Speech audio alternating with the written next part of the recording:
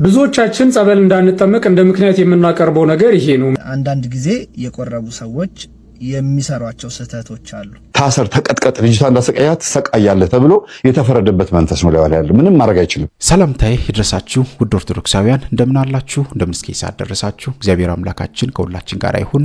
ዛሬም በአዲስ ቪዲዮ በአዲስ መረጃ ተገናኝተናል። የሚያነቁ የሚያበረታቱ መንፈሳዊነታችንን ከፍ የሚያደርጉ ቪዲዮዎች፣ ትምህርቶች ተዘጋጅተዋል። አብራችሁን ከቆያችሁ ብዙ ነገር እንማማራለን። ወደ ዛሬው መረጃችን በቀጥታ እንሄዳለን። ቅድም እኮ የሆነ ድምፅ አወጣሽ ጊዜ አጅሬው ነው ባክሽ። ይኸውልሽን በመተት አብልተውኝ ጨጓራዬ ላይ ተቀምጦ መተት ስትበይ ደግሞ ማግሳት ነው ስራው። ትልቁ ስራው ሆድ መንፋት፣ ማስፈሳት፣ ማግሳት ማስፈሳት ብሎ ተግባቡ። የቤተ ክርስቲያን ጓደኛ ደግሞ አገኘች። ከዛ ገጠመኝ ብላ የቀሲስ ሄኖክን አይነ ጥላ የሚለውን ወደ 10 ምናምን ቪዲዮ ምናምን በፍላሽ ሰጠት።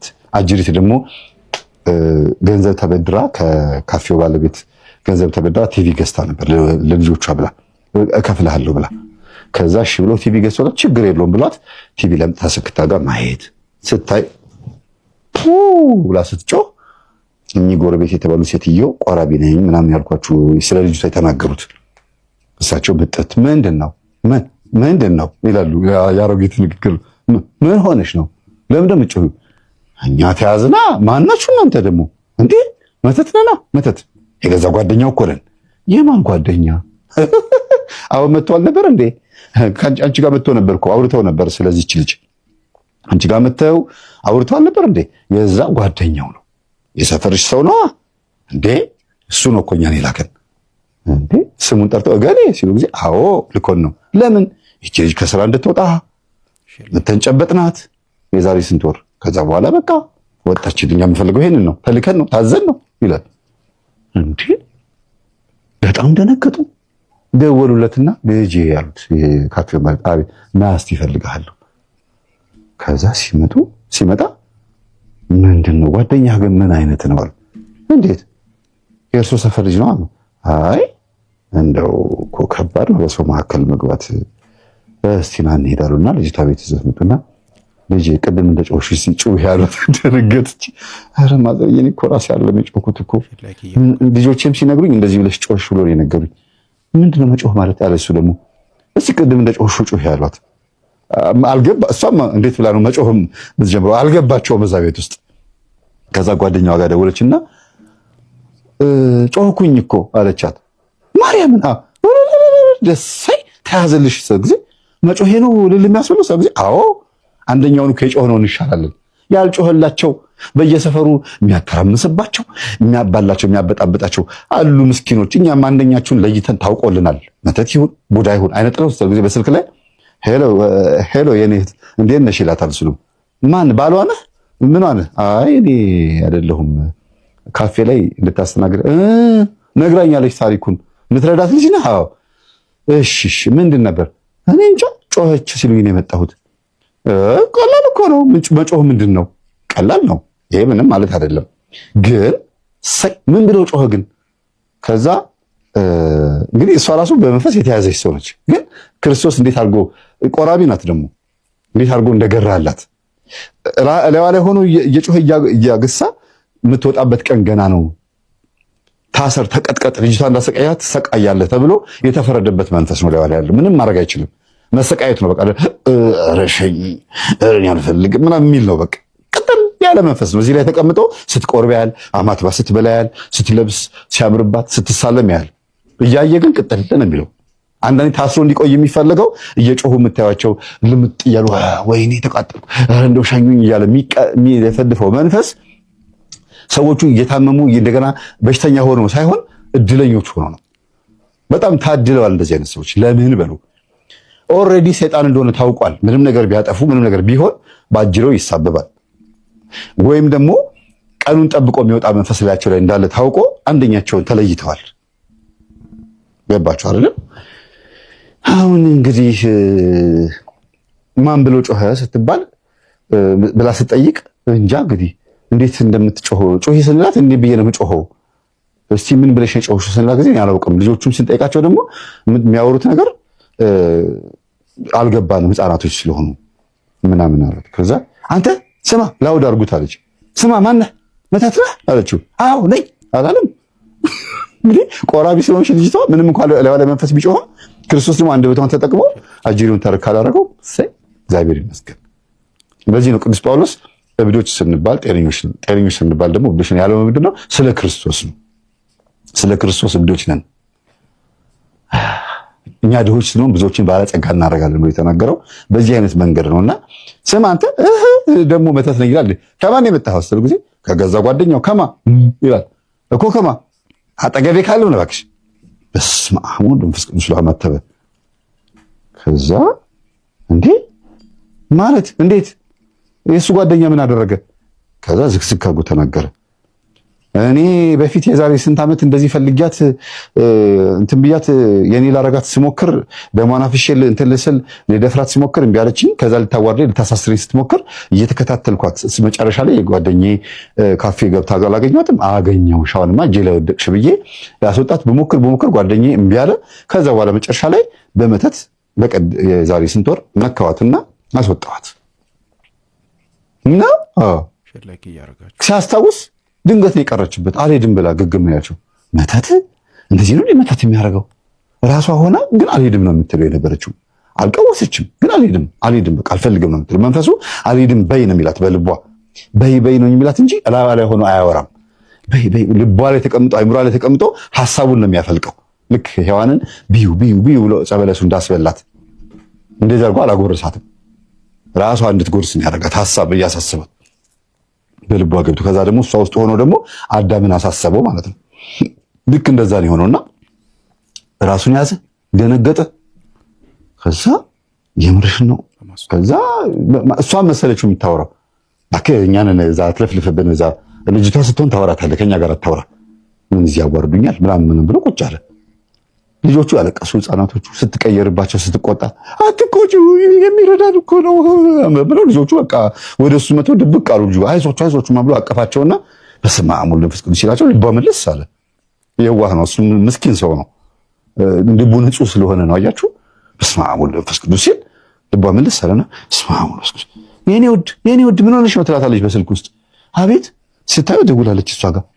እንዴ ደውዬ ነበር እንዴ ማዘርዬ ምን ሆኜ ነው አለች።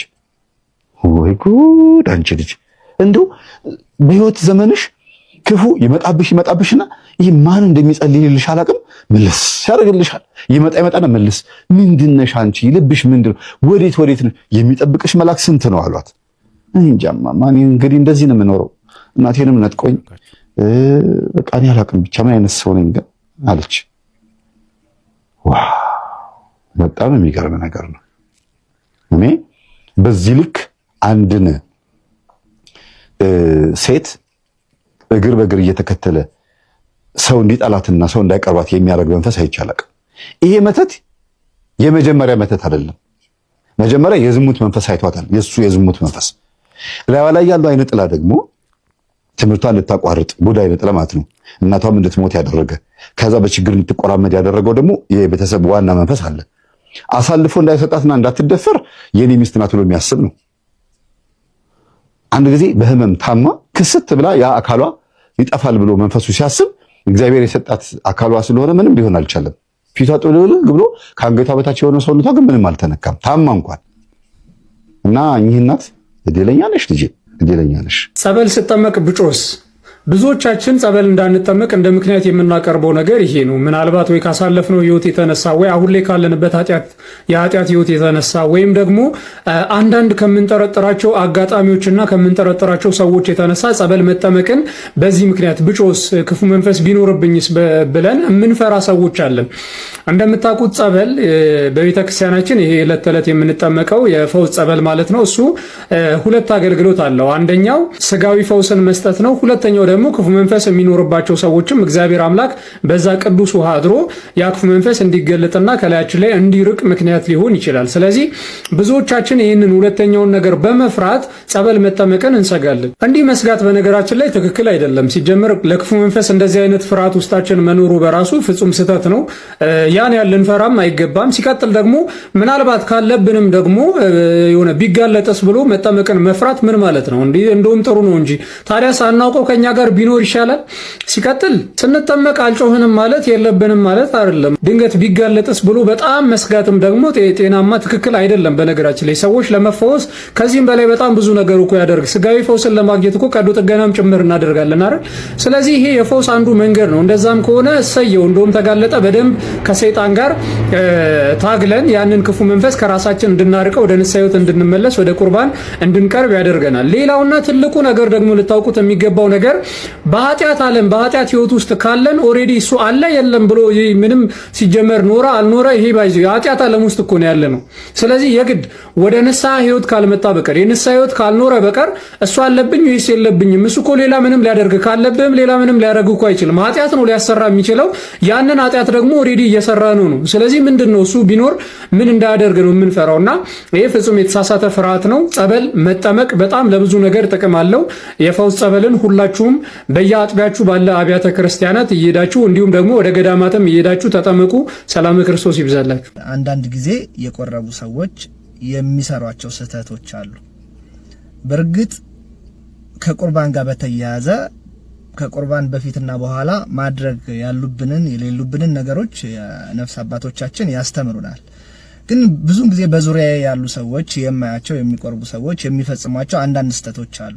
አንደኛው የሚሰሩት ስህተት ምንድነው? ከቆረቡ በኋላ ሰው ሰላም አይሉም እና የሚታሰበው ነገር ምንድነው? አይዶ ነው እነዛ ሰዎች ያልቆረቡ ስለሆኑ የቆረበውን ሰው ያረክሰዋል ብለው አስበው ይመስለኛል። ግን በመሰረታዊነት የተሳሳተው ነገር እኛ የቆረብነው ስለበቃን ቅዱስ ስለሆነን አይደለም፣ ለመቀደስ ነው። ስለዚህ ሌላ ሰው መጥቶኛን ሰላም ስላለ የሚረክስ ነገር የለም። የክርስቶስ ቅዱስ ስጋና ክቡር ደም የነካ ሁሉ ይቀደሳል እንጂ የሚረክስ ቅዱስ ስጋና ክቡር ደም አይደለም እንቀበለው። ስለዚህ የቆረባችሁ ሰዎች ሰውን ሰላም በሉ፣ በደንብ ቀፉ። ምንም ይሄ የምታስቡት አይነት መላምት የምታስቡት አይነት ሐሳብ የተሳሳተ ነው። ሕፃናትን ብዙ ጊዜ የማንስምበት ምክንያት በትንፋሻችን ምክንያት እንዳያስመልሳቸው እንዳያቀረሹ እና እሱ ማውጣት ስለሌለበት ከዛ ጥንቃቄ አንጻር ነው። በዚህ ምክንያት እጆቻቸውን እግሮቻቸውን እንስማቸዋለን። እኛ ስለሳምናቸው የሚረክስ እኛ ረካሽ የሆንን ወይም ደግሞ ንጹህ ያልሆንን ሰዎች የቆረበውን ሰው ሰላም ስላል የሚረክስ ነገር የለምና ይሄ መስተካከል ያለበት ነገር ነው። ሌላኛው ብቻቸውን አይሄዱም የቆረቡ ሰዎች። ለምንድነው ሲባል ሰይጣን ይጠጋቸዋል። ይሄ በጣም አደገኛ ምንፍቅና ነው። አንደኛ ሰዎች ባልቆረቡ ጊዜ ብቻቸውን ሲሄዱ ሰይጣን የማይቀርባቸው ከሆነ በቆረቡ ጊዜ ሰይጣን ይጠጋቸዋል ማለት ምን አይነት ከየት የመጣ አስተሳሰብ እንደሆነ አይገባኝም። የክርስቶስን ቅዱስ ስጋ እና ክቡር ደም የተመገበ ሰው ክርስቶስን የለበሰ ሰው ሰይጣን ከሱ ይሸሻል እንጂ እንደዚህ ብሎ ነገር የለምና እንደዚህ አይነት አመለካከቶች ቢታረሙ ለማለት ነው። ሩካቤ የማይደረግባቸው ቀናት በአጠቃላይ በጾም ወቅት በቤት በዓላትና በግዝት በዓላት እንደዚሁም ደግሞ ለመቁረብ ከሚኖሩ ዝግጅቶች አስቀድሞም ሆነ ከቁርባን በኋላ ባሉት ቀናት ብለው ጠቅሰውታልና ምናልባት ሰው ደካማ ነው፣ ስጋ ለባሽ ነው፣ ይስታልና በእነኚህ በተጠቀሱ ቀናት ሩካቤ ቢያደርግ ኃጢአት ሆኖ ይቆጠርበታል? ንስሐስ ያስፈልገዋል? ጥሩ። በነገራችን ላይ በጣም ምዕመናን ግልጽ እንዲሆንላቸው የሚያስፈልገው ሩካቤን መፈጸም አለመፈጸም ከኃጢአት ጋር የሚያያዝ አይደለም። ከኃጢአት ከመስራት ካለመስራት ጋር የሚያያዝ አይደለም። ምናልባት ከኃጢአት ጋር የሚያያዘው ትእዛዝ መታዘዝ አለመታዘዝ የሚለው ትእዛዙን ማክበር ከኃጢአት መራቅ ነው። ትእዛዙን አለማክበር ኃጢአት መስራት ነው። ትእዛዝን ማለት ነው። እንዳጠቃላይ ይሄንን ይመስላል። ወደ ሩካቤ ስንመጣ ቤተክርስቲያኗ ትእዛዝ አዛለች፣ ግን ሰው ደካማ ነውና እነዚህን ምዕመናን ብቻ አይደለም ሁሉንም ከሊቅ እስከ ደቂቅ ካህኑንም ሁሉንም የሚመሩ ደግሞ ንስሐ አባት ተሰጥተዋል። ለሁላችን ንስሐ አባት አለ፣ ንስሐ አባት አለ፣ ሌላውም ሁሉም ንስሐ አባት አለ። እንደ ቤተክርስቲያኗ ስርዓት ማለት ብሎ መኖር እሱ የራስ ፈቃድ ነው የሚሆነው። ስለዚህ ስርዓት ሰራች ቤተክርስቲያን። እንደገና ደግሞ ጠባቂ ደግሞ አባት አኖረች፣ ዳኛ ደግሞ አኖረች። ስለዚህ ችግሩን ለንስሐ አባት ቅድም ጠቀም ያደረኩት ለዛ ነው። ከንስሐ አባት ጋር መነጋገር ነው። በዚህ ሰበብ ወደ ሌላ እንዲመለከት ወደ ሌላ እንድትመለከት እንዳናደርግ ከንስሐ አባት ጋር መመካከል ያስፈልጋል። እሱ ብቻ ደግሞ አይደለም። ይሄም ሲባል ምን ማለት ነው? በደንብ ማወቅ ያስፈልጋል፣ መማር ያስፈልጋል። ቅዱስ ዮሐንስ አፈወርቅ እዚህ መጽሐፌ ላይ በደንብ በዝርዝር ጽፌዋለሁኝ። አሁን እያንዳንዱ በዝርዝር መናገር ጊዜም ስለማይበቃ ነው እንጂ በደንብ ማንበብ ይቻላል። ቅዱስ ዮሐንስ አፈወርቅ ምንድን ነው የሚለው? የኔን አካል ማንም በፈቃዱ ያለኔ ፈቃድ ሊከለክለኝ አይገባም ይላል። ማለት ምን ማለት ነው? ይሄ ማለት የእሱ አካል የእሱ ነው፣ የእሱ አካል የእሷ ነው፣ በመመካከር ነው። አሁን ደግሞ ሁለቱም ቢሸነፉ ወይ አንደኛው ቢሸነፍ ምን እናደርግ ነው? አንደኛው ጠንካራ ይሆናል፣ አንደኛው ሊደክም ይችላል። ስጋ ለባሽ ነውና ያ ሲሆን ምንድነው? ቅድም እንዳልኩት ነው። ከንስሐ አባት ጋር ሆኖ የማይፈታ ነገር የለም። ከንስሐ አባት ጋር ሆኖ የማይፈታ ነገር የለም። መጀመሪያ መስማማት ነው። መጀመሪያ አብሮ ማደግ ነው። ቅድም ብየዋለሁ፣ ወጣኔዎች ናቸው። አሁን እዚህ ላይ ወጣኔ ነው የሚቸገረው አይደል? የወጣኔውንም አባት መምራት አለበት። ልጆቼ እንደዚህ ነው። እስኪ አሁን ላይ ጊዜው አብይ ጾምን ሞክሩ ማለት ጾሙ፣ ፍልሰታን ጾሙ፣ ዓርብ ረቡዕን ጾሙ። ደግሞ ከዛ በኋላ እየተነጋገር ጋድመችም ያንድ ቀን ነች ብዬ ነው ላይ ምንም ድርድርም የለም። እንደዚህ እያደረጉ እኛ አባቴ እንዲያው ዓርብ ረቡዕ ላይ እየተቸገርኩ እንዲሆንኩኝ ከዛ አባት የሚያደርገውን ያደርጋል። አሁን ይሄንን ገብቼ በነገራችን አንዳንድ ትምህርቶች በቃ ችግር የለውም አድርጉም፣ ችግር አለው አታድርጉም የማይባሉ ነገሮች ይኖራሉ። ጠቅለል ያለ ግን ስርዓት እናስተምራለን፣ ስርዓት እንናገራለን። ስርዓት ነው የተቀመጠው። ዝርዝር ይባላል አይደል? ወደ ዝርዝር ሁኔታ ሲገባ ግን ዝርዝሩ ከማን ጋር ነው የሚሆነው? ከንስሐ አባት ጋር ነው እና ኃጢአት የሚለው ግን እዚህ ላይ ለማንኛውም ሚስት መካከል ያለው ኃጢአት እንደሌለው እኮ ተናግረናል። ኃጢአት እንደሌለው ተናግረናል። እንደገና ደግሞ በሌላ መልኩ ማወቅ ያለብን ደግሞ እንዲያው ኃጢአት እኮ አይደለም እያለ ደግሞ ዝም ብለን ልቅም እንዳንሆን ነው። አያችሁ ቤተክርስቲያን እንዲህ ነው፣ ስንዱም ቤት ነች። ልቅም ሆነን እንዲያው አህዛባዊ ግብር እንዳንሰራ፣ አህዛባዊ አኗኗርን እንዳንኖር በቃ ዓርብ የለም፣ ረቡዕ የለም፣ ቅዳሜ የለም፣ እሁድ የለም፣ አብይ ጾም የለም፣ ፍልሰታ የለም። እውነት ለመናገር ይሄ ለሰው እንዲያው አሁን ለኦርቶዶክስ ተዋህዶ አይደለም ሰው ተብሎ ለተፈጠረው ራሱ ዓመት እስከ ዓመት 360 ምናምን ቀን ተፈቅዶልሃል ቢባል እኮ እንዲያው ለስጋም ራሱ እኮ ጠቃሚ አይደለም። እውነት ለመናገር ማለት ለሁሉ ጊዜ አለው አይደለም። ለምግብም እኮ አሁን ጠዋትም ብላ 4 ሰዓትም ብላ እስኪ 5ም ብላ 6ም ብላ 7 ሰዓትም ብላ ምን ይሆናል? አይሆንም። አልፎ አይደለም በቀን እንግዲህ 2 3 ማክሲመም 3 ነው አይደል? እንደዚህ እየሆነ ነው የሚሄደውና ከዛ አንፃር በደንብ ግልጽ ይመስለኛል። ኃጢአት ከመሆን ካለመሆን ጋር ተያይዞ ሳይሆን ከስርዓት ጋር ይያዛል። በስርዓተ ቅዳሴ አገልግሎት ላይ ካህናቱ ሊያቆርቡ ከወረዱ በኋላ ጨርሰው ሲመለሱ ነአኩቶ እየተባለ ዲያቆኑ ጸልዩ ሲል ወደ ምዕራብ አቅጣጫ ወደ ህዝቡ ዞሮ ይላል እና ይህ ለምንድን ነው የሚለው ምሳሌ እንመለከታለን።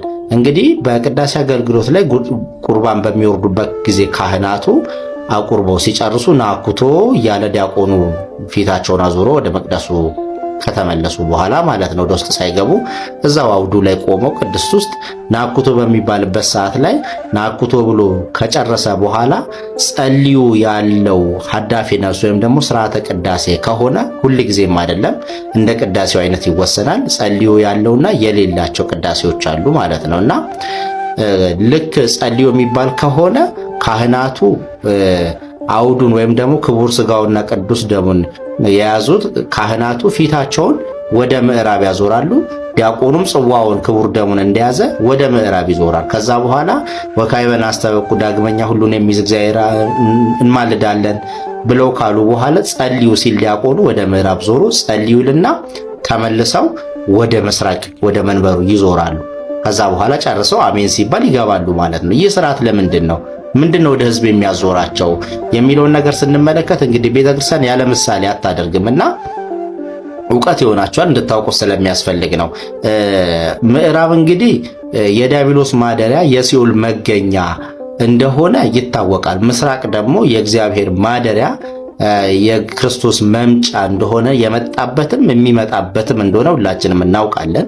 ስለዚህ ወደ ምዕራብ ዞረው ወካይበ ማለቱ ከቄሱም ዲያቆኑም ጸልዩ ማለቱ ለምንድነው ከተባለ አዳም ፍርድ ተፈርዶበት 5500 ዘመን በእግረ አጋንንት እየተረገጠ በሲኦል የመኖሩ ምሳሌ ነው፣ ወደ ምዕራብ ማለት ነው። ስለዚህ ጸልዩ ሲባል ያንን አዳም በሲኦል ሲረገጥ ኖሯል፣ በመከራ ውስጥ ነበረ።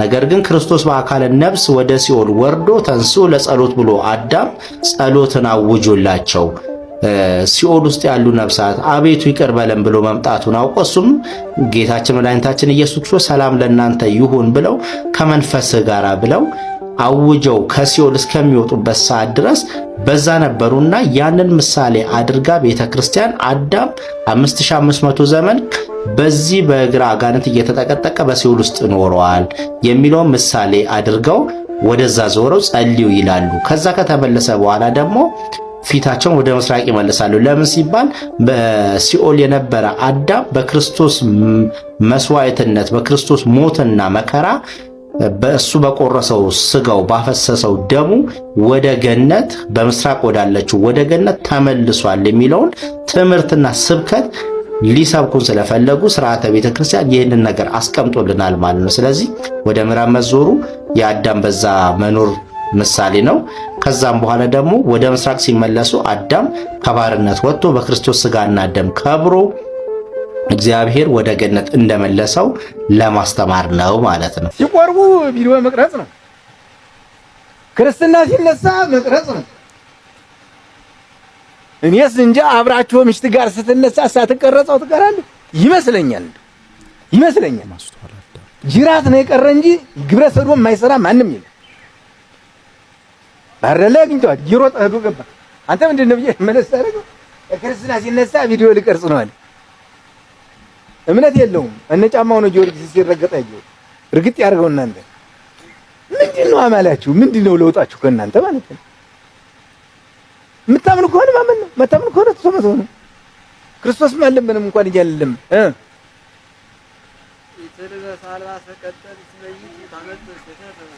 አንተ ያማረ የደመቀ አትልበስ፣ ይህች ስህተት ታመጣብሃለች አለ።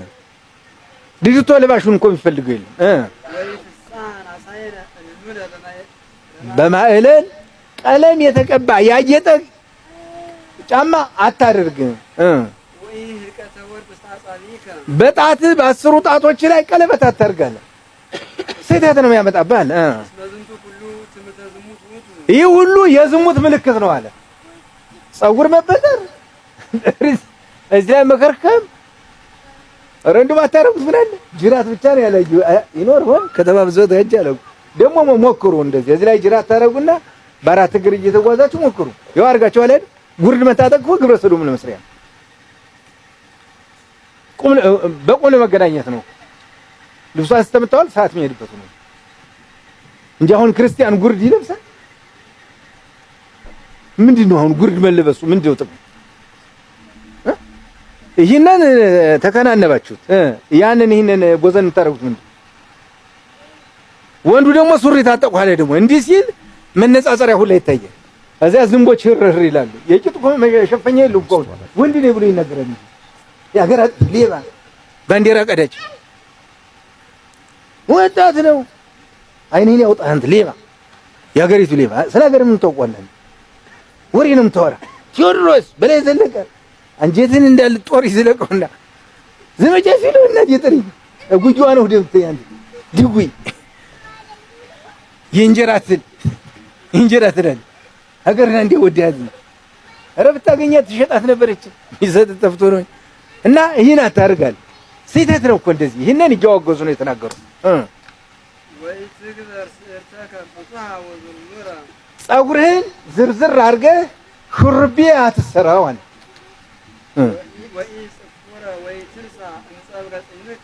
አዎ ጸጉርህንም ይሄንን የሪዝን ጸጉር ወዲና ወዲህ አታበጥረው አለ። እንደነሸሁ እንዲና እንዲ ተብሎ እንደነሸሁ ቆብ ይደረግና ደግሞ ጸጉር በዚህ ላይ ተብሎ ባይታዊ እንዲው ባሌ ብትዩ ምን አለ እንዲው ባይታዊ ከማለት ወይ ደግሞ ባታም ብትዩ እንደዚህ ጥብልል በቃ አንድ ግንባር ጦር ይይዝ ነበር። ምን ጉስናው ይሄ ነው። ባቱ ራሱ 5 ውሻ እኮ አይጨርሱም። ባይታዊ ነው ያንቺ ባይታዊ። አንድ ቀን ጀረፎ ከእጁ ከተያዘ ባይታዊ ነው። አገር ይዝስ በባይታዊ ተቀለጠለደ። እኔ የተወለድኩ እስካሁን ይኸው ቤተክርስቲያን ታውቃለህ፣ ባይታዊ አይቻለው ኃጢአት የሰውሮኝ ማለት ነው። ለእናንተ ግን ገልጾላችኋል። ባይታዊ ባታዊ ይበሉ። ባት ያለው ነው። ባቱ የተንጠበለለ ደረታ ሽጉጥ ይዞ የሚጓዝ ሄጅግረው እኛ ጎረምሳ ከተማው የሚያውቃል መጣልሽ ዘወትር መጣልሽ ነው። በመጨረሻም እንግዲህ ውድ ቤተሰቦቼ በዛሬው ቆይታችን ብዙ ሀሳቦች የተነሱበት ብዙ ነገሮች የተንሸራሸሩበት ቪዲዮ ነበረ። እናንተም ብዙ ነገር እንደተማራችሁ ብዙ ነገር የተማራችሁበት ብዙ ሀሳብ ያገኛችሁበት ቪዲዮ ነበረ ብዬ ተስፋ አደርጋለሁኝ። የሚሰማችሁን ስሜት በኮሜንት ላይ መጻፋችሁን እንዳትረሱ። ሀሳብ፣ አስተያየት፣ ጥያቄ ጻፉ። ሁላችሁም ይህንን ማድረጋችሁን እንዳትረሱ። ለወዳጅ ለጓደኛ ሼር አድርጉ። በአገር ውስጥም ከአገር ውጭም ያላችሁ እህት ወንድሞቼ ቤተሰቦቼ በያላችሁበት ሰላም እግዚአብሔር ከሁላችሁ ጋር ይሁን እያልኩኝ በቀጣይ በሌላ ርዕሰ ጉዳይ በሌላ ቪዲዮ እስከምንገናኝ ድረስ ሰላም ሁኑ። ይቆየን። አሜን።